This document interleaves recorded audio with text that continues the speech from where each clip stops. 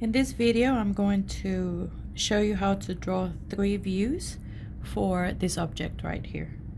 So I look at the object and I see that I have no clue what it is. If I knew what it was, of course, that would be the name of the drawing itself. But in this case, it's good that I don't know what it is. Okay, the first thing I need to do is pick a front view. Naturally, I see that this object sits like this, right? That's the flattest part. And also I'm looking at the contours and shapes, and I see that this view of the object is the one that will show me the more detail about the object, because I see the circular holes here, and they would be shown true size and shape in a view right there. So I'm going to make this view my front view. So I'm going to start by drawing this. I will choose just a regular center point. So I'm going to look at this, see where that is, and kind of just to get an idea about sizes here. The size of the object versus my paper, just to get my bearings a little bit, and that will help me determine what the object will look like a little bit. So if this was the center point here, then this was a circular shape, and I'm trying to get this so that I could use the craft paper good. So I'm just gonna come up this way. Notice that the distance between here and there is almost the same as there and there.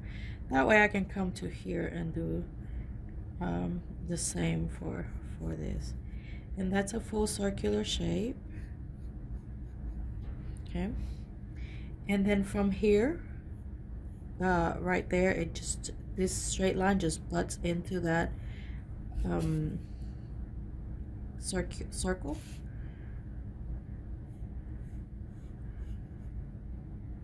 Okay, and that would look like that. And then notice that this line right here goes all the way down, so I draw all that all the way down. Okay, the distance from here to there, and this is just a sketch, so I'm just kind of guesstimating what those distances are. So I'm just going to put it here and there. And this edge right here, I need to draw it over here as well. So I'm going to say that edge is right here. Like I said, I'm drawing everything proportionally. If I had units to count, then I would definitely be using the units.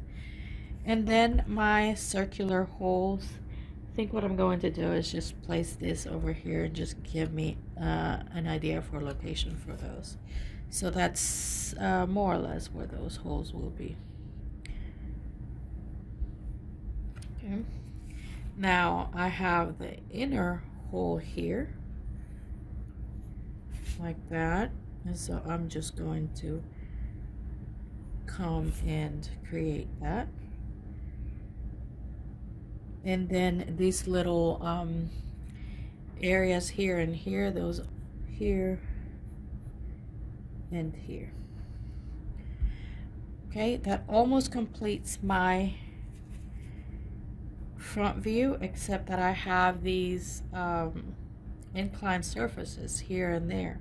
So there's a line here. It's kind of hard to see it there because of the color, but there should be a separation edge plane from that plane. Okay, so I need to have those lines here, and even though this is inclined, I don't see that angle. You see that if you see straight, these look straight, even though this is angled, you don't see that angle in the front view. You will see that in the top view, okay, but not in this view.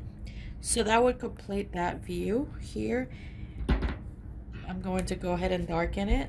I'm just using my marker here and go ahead and darken my lines. These lines are visible lines, so they're supposed to be thick. And I'm just going to use my marker for them. Okay, I'm going to make center marks for here. Every time I have a circular shape or a semicircular shape or an arc, I have to have center lines. But notice that this object is symmetrical too.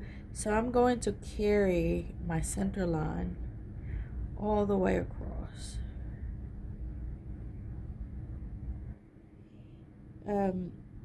That lets me know that the center point for this, these two concentric circular shapes, this and that, line up horizontally.